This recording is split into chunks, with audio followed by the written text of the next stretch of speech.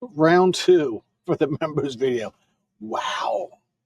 Like literally I forgot to hit the record button since I'm using the new software. So let's talk about Brad's life. So my wife said, no more videos. You spend too much time on social media, X and Facebook and all this. So anyway, the shoe flew again. And I'm a big guy. Dodging shoes? Oh, not my specialty. But she missed. Bad aim. Anyway, my wife said, I'm taking away from your friends and you're doing good and everybody likes you. So go do more videos, but stay to the live streams. And I'm not going to be answering comments from spectators anymore on YouTube. Well, somewhat. I'll answer thumbs up, yes, no, whatever. But if they want to get into a detailed, long conversation, just don't have time for it. Just haters will hate. I don't know. Whatever. We're just going to move on from that. And we're just going to say, I really enjoy that the members came back and joined the new members page. We'll talk about the members page because I think it is really good. I think we will talk about the members page also during this live stream. So, live stream. It's not a live stream. It's a recording. But I'm not going to edit it. It's for the members. So where am I at today? So I am very heavily into cover calls as of today. You'll notice that my business development companies have creeped up. My preferred stocks haven't really changed. My alternatives, Bitcoin, gold, and REITs are right there. I did add Curves Gold Fund, and it's just because I need to do a really presented the data. I did a little post of what they're doing. So they write calls every week and capture that compared to writing them longer, like Neos. So they're actually capturing a little bit more premium with a little less risk. They also have that call that they bought just in case gold goes on a run. Then you can actually get more money. So I sit back and go, I'm going to own both. I don't think that it's, how do I say this? Am I going to sit here and tell you, yeah, I just crossed my leg, by the way. Am I going to sit here and tell you that this fund is going to do better than that fund? I'm going to say, under different conditions, each one will do differently. All right. And if they do differently, then why are we going to bet that, Neos is going to do better than Curve? Well, maybe Curve on this one might be doing better than Neos. So I'm going to go ahead and put a little hedge and buy both. They're both paying right around that 12%. I think Curve will vary a little bit more on their premiums paid, but it'll be at least 8% to 12%. That is my guess. I'm going to say own both because next thing you know, you'll want it and you will regret that you don't have one because right now Curve has actually outperformed Neos, but it's a newer fund. That's just my thought there. Now, getting back to this. Notice that I sold EIC. That is this whole experiences. And that was the video of today. We got Steven from the Income Factory and his experience being in credit. And that's where he came from. Now, I love the theory that he has. All right. And then you have this guy, Kevin. And he's actually, I want to reach out to him. He's actually responded to a comment of mine on X. So hopefully I can get him to come on. Then you got Jay's Buy and Hedge. So when I read Jay's Buy and Hedge and said, he pointed out, you couldn't know when to do this. Yes, you can. Every example he used in the book, you should have known, you should have been hedging at that time. Literally, I can go by the dates, show a graph and said, You should have started hedging here and you should have ended hedging here. And we're going to do that. And that's where I'm going with this. I think I can hedge. And that's why I'm a little heavier in equities, but it's a little more management. But then again, I'm a retail investor doing this myself. And I think it's worth my time to go ahead and do that. That I can hedge a little bit during periods of volatility and get out of my hedge during periods of non-volatility like today. We should not be hedging. That is my personal opinion, not professional financial advice, but why we would be hedging when the market is clearly going up. Things could be changing right now, but long-term trends is something we should be looking at. All right, so here I am. I want to, this is where I'm at currently, right now, today. Here's my percentages. I think that I want to be in the near future. Maybe not today, maybe not tomorrow, but this is where I want to be. I want Bitcoin to be 5%. Now I got that whole rule of not buying above 110, and I'm going to stick to that for BTCI.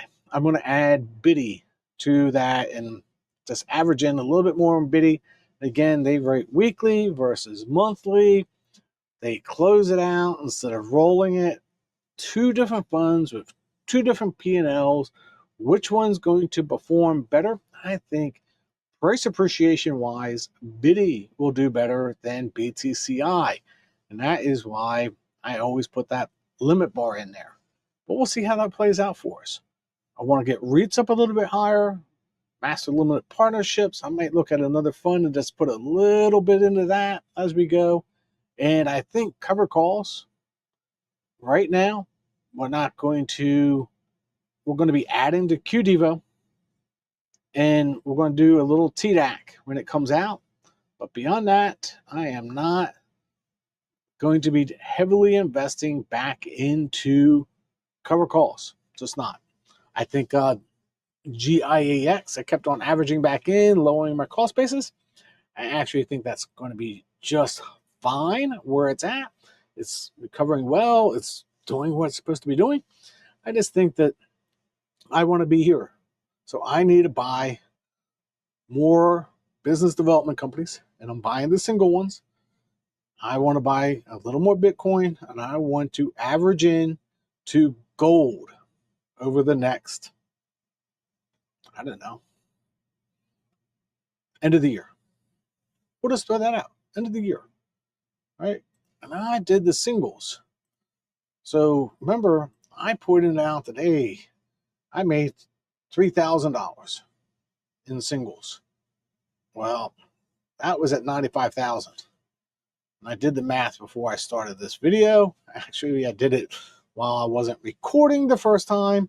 And at 95,000, I was making 38% on this. This was making me 38%. My total returns are still up. But going forward, because I invested more into it, I am $4,600. That's a lot of money. Actually, I think I'm only going to take $4,000 this month. So you can see that is covering my expenses, even with $146,000 invested. It's more than my investments because I'm only taking $4,000 this month. I just don't need the cash. We have money left over from last month, and that's me personally. That's where I'm at. You might need the cash. And then again, hey, if I want to do a video for 24-year-olds. I grew up Roth, IRA, you worked a job. That's what you did. The tools today are totally different than the tools they were 30 years ago. I used to call up the stockbroker, and I used to get a stock certificate in the mail. That's how old I am. And if you've been investing long enough, that's the way that you used to get stock certificates in the mail when you used to call in. But anyway, $4,600 is going to be the goal for this, right? So if I put that in,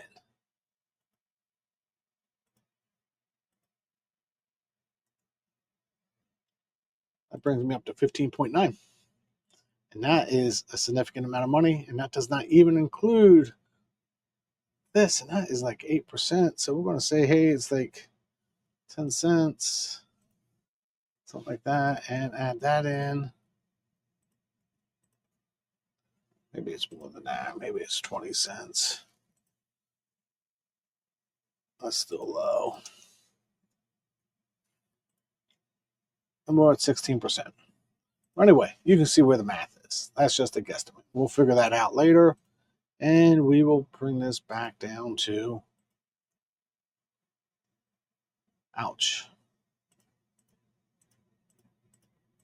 About if I just take it back that way, and we'll get there. Anyway, that is where I'm thinking. I am thinking that I want to be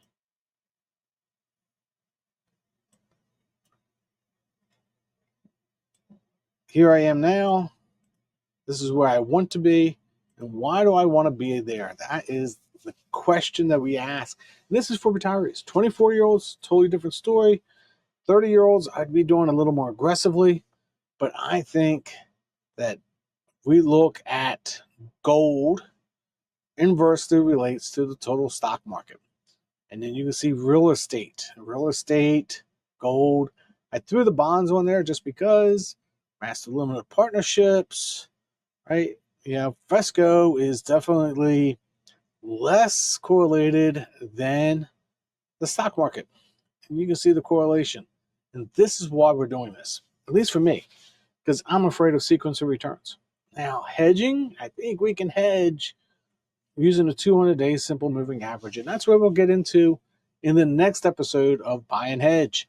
And I'm going to literally show his dates and show the graph and say, if you would have hedged during these time periods, literally what he said in the book, you would have known to have hedge. Now, can I just rotate out of SPY-I and buy SPY-H or QQH? Yes, because that is actually what he says in the book. I'm like, wow. Or you could buy YQQQ from YieldMax or dips. And that's where probably I will go to is dips, especially for the single stocks. I'll sell my NVIDIA and buy dips using the 200 days simple moving average. And when I show you that on a graph, you can be like, whoa, somebody, I don't want to say I'm big brained, but somebody looked at the graph and said, hey, we can do this. Now, I think in the future, and this is a long-term goal, because I listened to Ray Dalio the other day, and he had the all-weather portfolio that he had gold at 15%, and he actually said Bitcoin.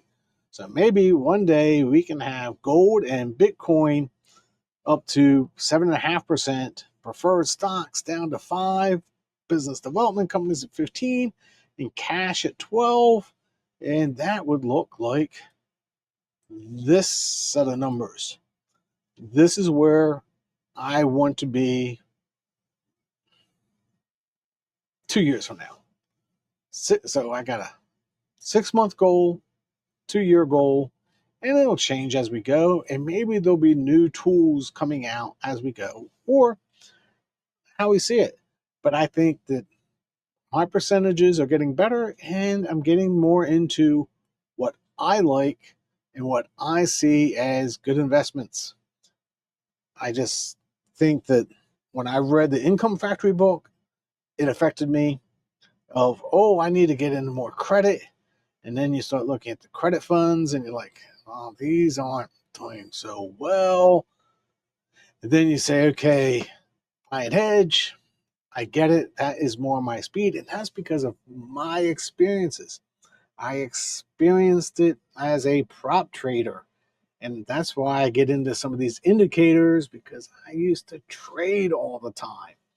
And I used to use some indicators, and we can use some basic indicators to say we should hedge, we shouldn't hedge. But anyway, that is my feelings on this whole scenario. I think that correlation wise, gold should be in there, silver should be in there, right? And of course, Putman should be in there, business development companies, and you can just go down the list and see how everything is correlated. And we will see how it goes. So special events, so those gold and platinum special events for everybody to know, I am going to get somebody like David Nicholas to come in and speak to us. I'm going to get some of the fund managers to come on and have them as special guests as an event. And that way you get to ask your question in a very small group. And I'm doing it as a small group because that gets us a little more intimate with the actual fund managers, so you actually get to ask them the questions instead of me just asking the questions. And David Nicholas runs a retirement investment company. He does a whole thing for retirement, so he would be a really good guest to come in and talk to you about retirement and things that I don't even talk about. Maybe when do you take Social Security, right? But anyway, we will talk about that later, and have a great day and not going anywhere. My wife said live streams are great because I don't have to do hours of editing. So until next time, God bless.